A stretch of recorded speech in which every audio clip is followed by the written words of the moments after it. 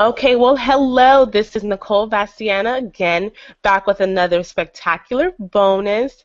Today we have on the line Lara McCullough, and we've named her the Global Entrepreneur. And when you get a chance to meet Lara and she tells her amazing story, you'll understand why that title is so befitting. So, Laura, are you there? I am. Hey, Hi, Nicole. Laura. Okay, so Laura, for our listeners who are not familiar with your work and what it is that you do, can you introduce yourself and tell us a little bit about your life and what you currently do?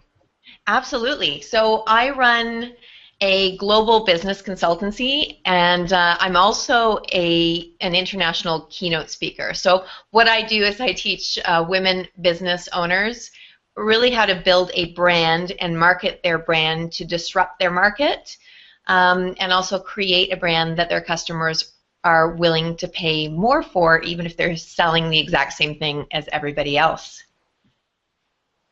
So, really quickly, you have this tagline that I love that I see at the bottom of all your emails. And you have like this tagline. It says, I think, start some, and what is it? Yeah, so I'm the chief shift disturber for my company, There you and go. I really encourage women to start some shift in their businesses. I love that, by the way. I didn't get a chance to say that, but I absolutely love that. Oh, thank you. Okay, so how old is your little one right now? He is just 17 months old now. So he's still a baby. You still kind of have a baby on your hands, Laura. Oh, yes, I do. Yeah. And, he's at that fun toddler stage where he's running around and getting into everything and just curious about every single thing, which is really fascinating. I remember it all too well. Okay, so take us back 17 months ago. Yeah. Are you still a keynote speaker? Because a lot of different women have like no different stories. Some are single moms, some are returning to school, working full time. So can you take us back 17 months and kind of describe your situation post pregnancy? Yeah, for sure. So I have owned my business for about 6 years now, and I knew when I had my son that, of course, I wanted to take a little bit of time off with him. At the time, I ran my consulting business right up until I gave birth. But I slowed down my global speaking business because, of course, traveling to different countries was pretty much impossible when you're about to pop. They don't really allow you to travel. And then I knew, of course, that I wanted to take a little bit of time off with my son after I gave birth so that I could bond with him and just get to know him and recover from having birth as well. So I took a glorious 6 weeks away from my clients to recover from birth. And to Hmm. bond with my son. And my goal was really to breastfeed for at least a year. That was something that was really important to me. And just a little bit of a sidebar, in our family, we eat pretty much all unpackaged foods, mainly organic. So, doing the research on what was best for my child, it was really important for me. In my family to breastfeed. So the goal was to breastfeed at least a year. So I knew when I got back to working within 6 weeks, I was going to be, running my business, working with my clients, and also balancing breastfeeding.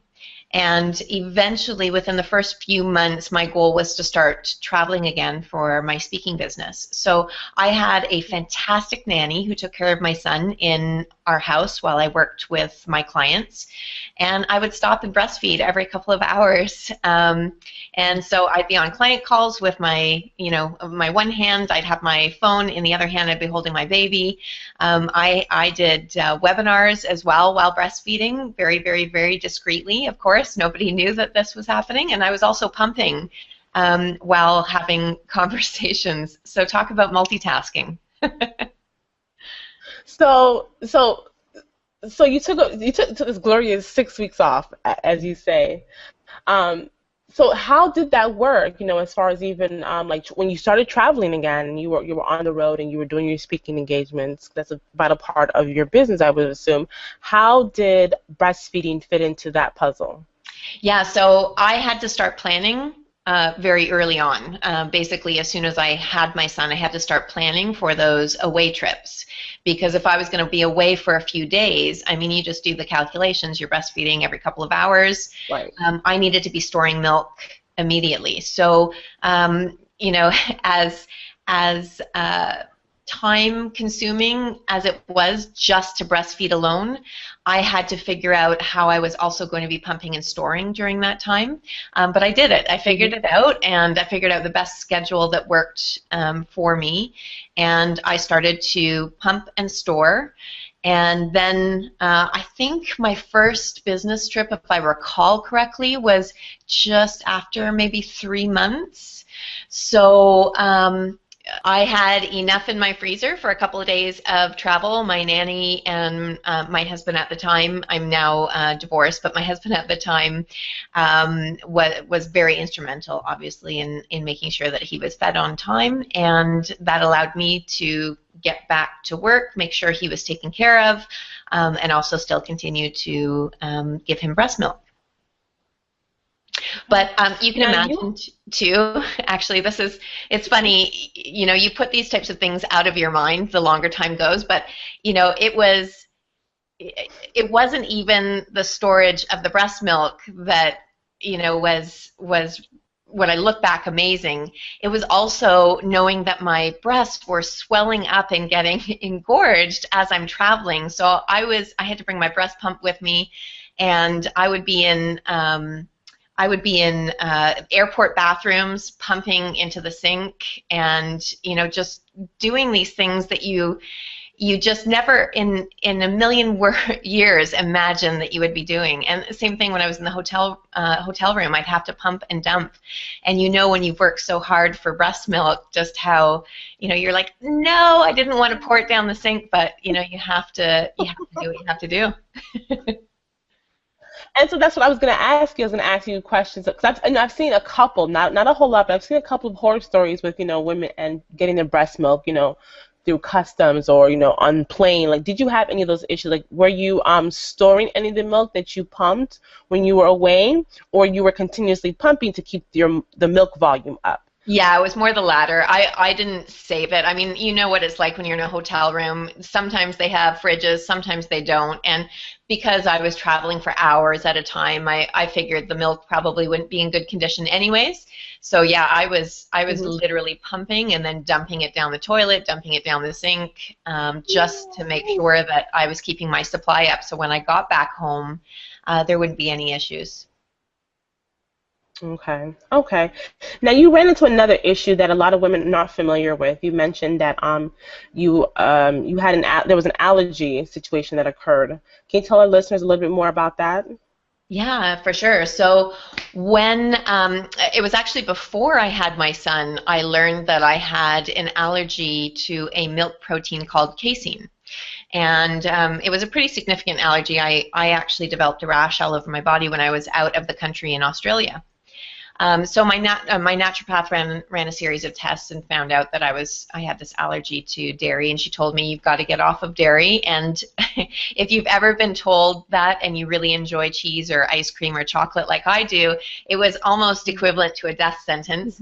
But shortly after I had my son, I'll be honest, I had a few cravings. I started to indulge a little bit in the chocolate or cheese, and turns out my son started to have some really big difficulties breathing, and we thought it was GERD. So we kept him upright, but he would just struggle oftentimes with breathing. He was extremely phlegmy, and he actually choked a few times and stopped breathing for a very short period of time, but enough to absolutely scare us. So we went to our doctor, and we ran a series of tests. This little newborn baby, having X-rays of his chest, and basically we were told nothing's wrong with him. He's very healthy. He'll outgrow it. And we weren't satisfied with that answer, so we went to my naturopath, who was the person who diagnosed me in the first place.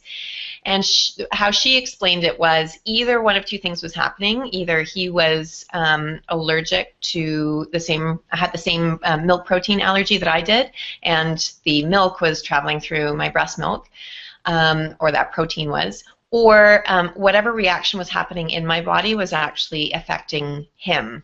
And so she told me that I had to get off the dairy products, once and for all.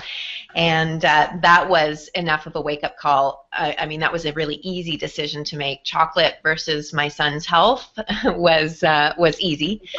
So so I did that, and it cleared up pretty much immediately. It took a couple of days, and he was breathing fine, and we never had that issue again. That is, as a mom of a son who's asthmatic, I've seen it on from caused by different triggers, but that is one of the scariest moments of your life. So I'm sorry you had to go through that, and I can totally relate. Like you said, that was an absolutely easy decision. It's chocolate, milk, or my son's well-being. Absolutely. And that's, breastfeeding is, just like life, it's about choices. And, you can have, before I had my son, I had visions of what breastfeeding would be like. I had these, I had these dreams that it would be this wonderful, calming, bonding moment with my son.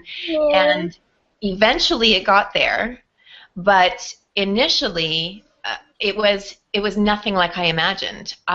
Within the first few minutes of breastfeeding my son for the first time, I was bleeding and my nipples were cracked and I was in excruciating pain, and it just progressively got worse.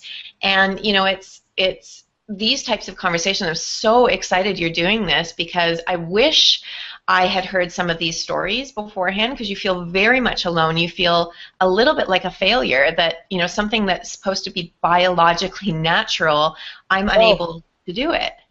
Mm-hmm. Laura, yes, I can totally. For me, on my breastfeeding experience, I think that was one of the reasons why I didn't seek any type of support in the beginning or any type of help, because I felt that way, like a failure. Like, this is supposed to be natural. My body's just supposed to do the right thing. And when it wasn't clicking, I didn't go and get help, and that's actually the wrong thing to do. So that exactly is the reason why I'm doing this, because I want to be able to offer women support systems and stories that they can relate to, and to show them that yes, it is possible. But that's one of the main things that women need to do, is they need to seek that support system, and then also get help. And the faster you do it, the sooner you do it in the breastfeeding experience, the better it is for the outcomes, because the longer you wait, then it just becomes more progressively difficult. Yeah. So I guess segue into our last question. What's one thing that you would tell a brand new breastfeeding mom? Like, if you can give her one piece of advice, that one thing that saved you, what would you tell her?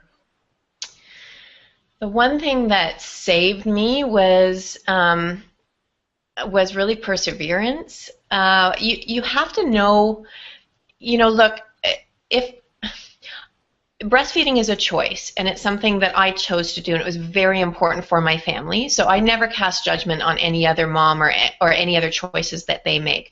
But you as a mom have to know what's really important to you. You have to know what really drives you, and persevere. And there were many times through this whole process when I wanted to throw my hands up and say, oh, that's enough for me. It's far too difficult, or, I'm in too much pain, or whatever. But it was going back to my why, the reason why I was doing this, that made me persevere. So I think it's really important to identify up front, even if you don't know what the journey is going to look like, but just identify up front why you're doing it and where you want to eventually get. And then find the tools, the resources to help you get there. And for me, that was, my midwife was huge in helping me know that nipple shields and a pump would save my life and make me able to breastfeed. if I didn't, my friends and my mother didn't know about this, so you really have to get a broad perspective of opinions and advice and turn to all of the amazing tools that we have today, like what you're doing. There's mom groups online, and just get various perspectives and stay true to what's really important to you. Don't let other people's journeys make you think that yours isn't sufficient. I always end on an amen. No, you really touched on some awesome, great points, and thank you for that tip, because that is, and I hate to make it sound like, this is like a business, because, we set goals in business, and we set goals for our life, and that's one of the things I reiterate, and I tell my moms in the beginning, like, make a list of, your goals and why you're doing this, and that I think that's just true, period, for life. That's what keeps you going through those hard times, is when you look back on your why and stay true to your why. Yeah, so, absolutely.